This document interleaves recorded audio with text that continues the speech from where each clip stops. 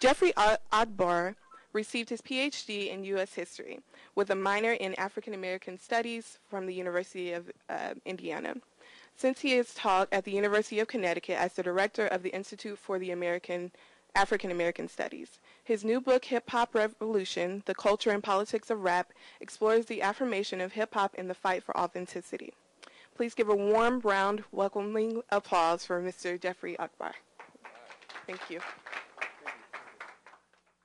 I want to first apologize to you guys for coming here late. I'm not as trifling as it may appear. Actually, as you guys know, there's a storm coming here.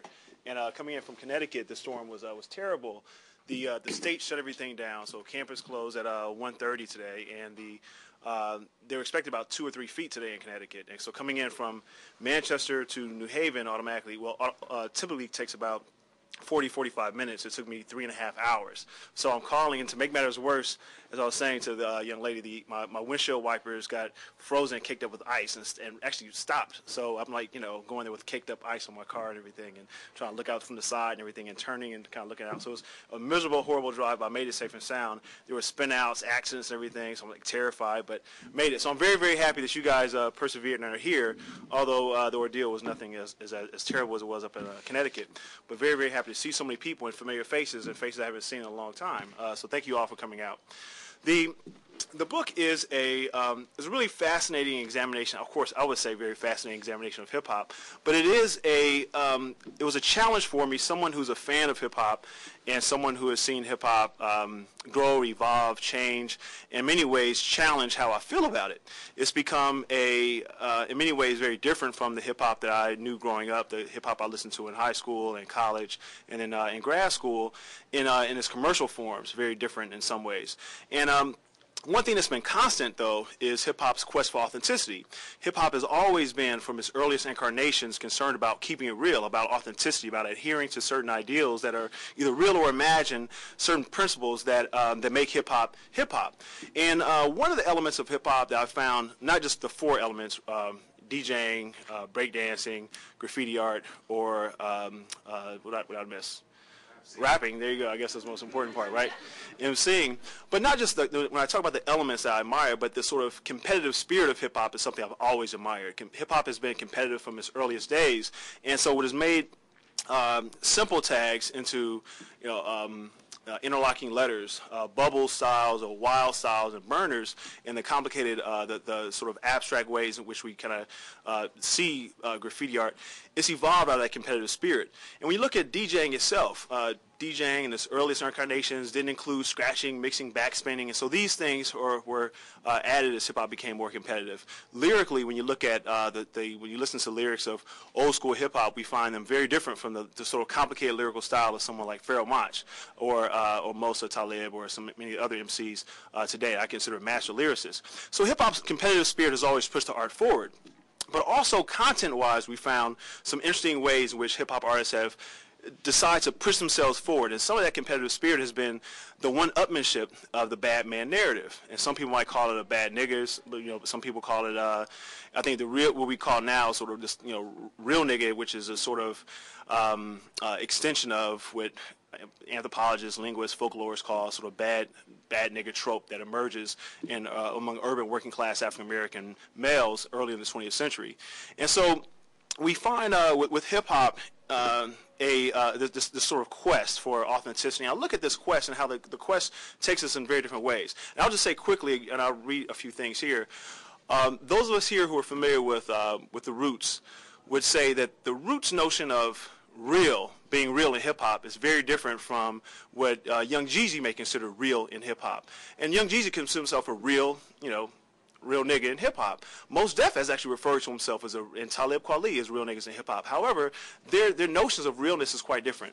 Jurassic 5, an underground group based in Los Angeles, they consider themselves real, but their idea of real is about being loyal to certain aesthetics of hip-hop, including all the 4 elements we mentioned before, but not the hyper-materialism, the hyper-violence, the misogyny, or what the Roots leader Questlove might call buffoonery, minstrelsy, or coonism of hip-hop. So part of this has been an exploration of these contested voices in hip-hop, looking at the ways in which hip-hop has engaged in a sort of internecine struggle about its own direction, how hip-hop has tried to articulate its own destiny, its own purpose, its own identity, and in many ways in conflict with competing with other ideas expressed by other artists in the field. And so while I look at the lyrics, I also look at people who are writing about hip-hop. I look at journalists. I'm looking at how journalists themselves, among them, I'm thinking of Joan Morgan, Bakari Kitwana, Kevin Powell, and a series of other people also talk about how hip-hop has, in some ways, some might say lost the direction, but in some ways sort of pandered to pernicious stereotypes of black folks, and particularly with minstrelsy.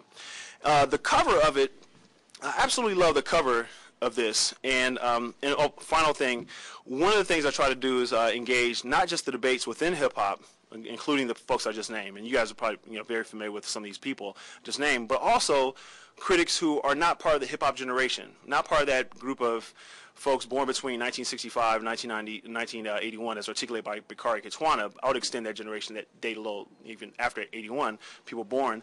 But I was looking at people like Bill Cosby. Bill Cosby has a new book out, and Come On People, and John McWhorter, who's a conservative thinker and a professor. We also have journalists like and cultural critics Stanley Crouch. We have Bob Herbert, Clarence Page. A series of people have talked about hip-hop and the ways in which gangster rap in particular, but hip-hop in general in its commercial forms, are deleterious to youth, particularly black youth. They talk about this, and we've seen articles about it in the New York Times. I've seen articles all over the place about how hip-hop, in fact, has been dangerous to black youth. So what I do is actually talk about these people and take them to task. If they say it's dangerous, then how do we really understand this danger? How is it qualified? How do we quantify that danger? And so this is what I pursue also, which this is chapter 4. I'll read a little part of that. I was really excited about the cover of the book, and this is something I was pleased to get the rights from DJ Lord. This is actually DJ Lord, who's a DJ for Public Enemy now. They still tour, and but actually DJ Lord, I contacted through his MySpace page. He was like, well, I wouldn't have a problem with your using it. However, I don't own it, and it's actually this guy W, who's an artist based in Atlanta. So he emailed W, emailed him again, and W never responded. And the press wanted to go with an absolutely whack cover that I thought was just terrible and embarrassing. And so I insisted that we try to get this guy W. And make a long story short, I ended up, I figured this like 6 degrees of separation. I said, in Atlanta, I know so many people, someone must know W. So I actually called one person who knew W, and then that guy gave me W's phone number. And he was gracious enough to let us use the cover, so I was very excited to have that.